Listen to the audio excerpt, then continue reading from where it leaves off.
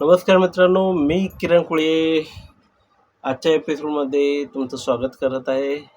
काय मग कसं काय? व्हॉट्सॲप. तर आज आहे इंडिया वर्सेस न्यूझीलंड ह्यांच्यातली 5वी T20 मॅच. तर ह्याची प्लेइंग 11 आलेली आहे. तर ती सांगण्यासाठी मी इथं आलेलो आहे. त्यामुळे फटाफट लक्ष द्या. कशी असणार आहे आपली टीम 11. तर ह्या मॅचमध्ये आपले अभिषेक शर्मा हे ओपनिंग करतील. त्याच्याबरोबरच त्यांच्या जोडीला येतील ईशान किशन.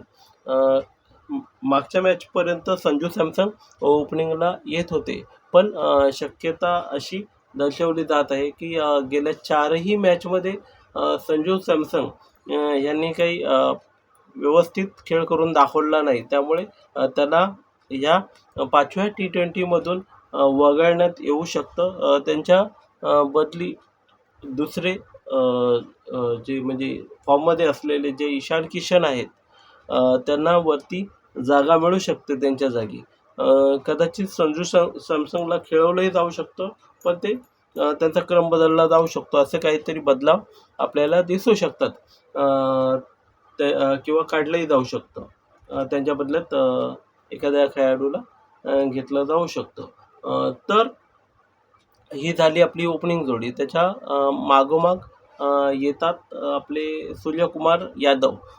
हे सूर्यकुमार यादव यांचा या 2026 मध्ये खूप चांगलं पदार्पण झालं आहे. 2025मध्ये पूर्णपणे फ्लॉप होते. पण या झालेल्या मागच्या 3-4 मॅचेसमध्ये त्यांनी खूप चांगल्या प्रकारे परफॉर्मन्स केला आहे असं दाखवून दिलं आहे. गेल्या 4थ्या मॅचमध्ये थोडंसं सगळेच लवकर आऊट झाले. त्यामुळे कुठेतरी आपल्याला ही मॅच 4थी मॅच गमवावी लागली होती. पण आजच्या 5व्या मॅचमध्ये ती चूक पुन्हा होणार नाही. जास्त एक्सपेरिमेंट करून चालणार नाही, कारण पुढे वर्ल्ड कप आहे. त्या दृष्टिकोनाने ही आजची 5वी जी मॅच आहे ती होणार आहे T20 मॅच. तर ही बघण्यालायक असेल, बघण्यालायक आहे. ठीक आहे. तर त्यानंतर सूर्यकुमार यादवनंतर कोण येऊ शकतं? तर सूर्यकुमार यादवनंतर अक्षर पटेल हे फिट झालेले आहेत.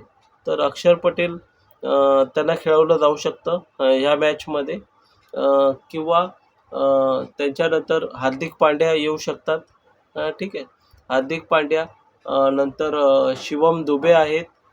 तेही चांगल्या फॉर्ममध्ये आले आहेत. गेल्या मॅचमध्ये खूप चांगली कामगिरी करून दाखवली. ठीक आहे. तर त्याच्यानंतर मग हर्षित राणा झाले बॉलिंग प्लस बॅटिंगही करतात. त्याच्यानंतर मग आपल्याला ही आजची मॅच आहे तिरुअनंतपुरम म्हणजे केरलामध्ये आहे हे ठिकाण. तर ह्या ठिकाणी आजचं जे वेदर बघता जरा खबर आपलं म्हणजे पाणी पडू शकतं. पाऊस तिकडे पडण्याची शक्यता दर्शवली आहे, किंवा वातावरण तिकडचं जे फेवर करणार नाही.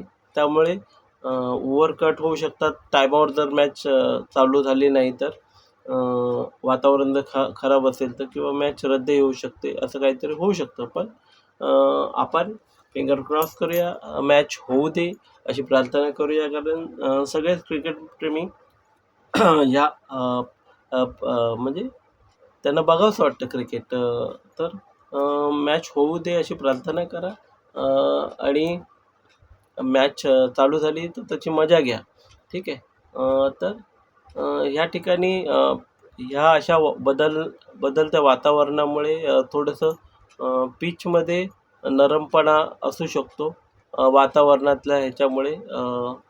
तर त्याच्यामुळे त्या अनुसरून टीम खेळवली जाऊ शकते. ठीक आहे.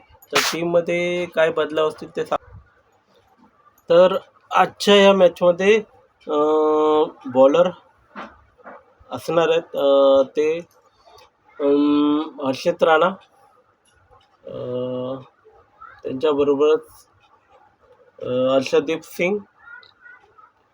कुलदीप यादवचा परफॉर्मन्स तेवढासा बरोबर वाटला नाही. तर त्यांच्या बदल्यात कदाचित बाहेर जे बसलेले बॉलर आहेत आपले, तर त्यांच्यावर विश्वास ठेवला जाऊ शकतो. तर त्यांचे रिप्लेसमेंट म्हणून बॉलर जे बाहेर बसलेले आहेत पवेलियनमध्ये, त्यांना घेतलं जाऊ शकतं. रिंकू सिंग हे तो ऑलराऊंडर आहे. त्याच्याबरोबर हार्दिक पांड्या हे सुद्धा ऑलराऊंडर आहेत. हर्षित राणासुद्धा ऑलराऊंडरची भूमिका निभवतात. तर अशा प्रकारे काहीशी आजची आपली ही टीम असेल. तर बघण्यायोग्य असेल की आजची ही T20 मॅच इंडिया कशी काय जिंकते ती. ठीक आहे. तर सगळ्यांना आजच्या मॅच जिंकू दे या बाबतीत शुभकामना. आणि आजची जी प्लेइंग 11 आहे आपली ती तुम्हाला सांगितलेली आहे. तर मित्रांनो, बघा आणि त्यानुसार बदलाव करा. आज नक्कीच चांगला खेळ करून दाखवतील असा विश्वास ठेवा त्यांच्यावर. आणि आपण त्यांचे चाहते आहोत आपल्या या क्रिकेट टीमचे. हे दाखवून द्या. आणि मॅच टीव्हीवर हॉटस्टारवर बघू शकता तुम्ही. आणि कॅबलवर जर बघत असाल तर स्टार स्पोर्टवर ही मॅच तुम्हाला दिसेलच. ठीक आहे.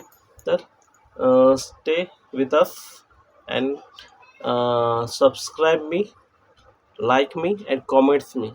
Thank you very much.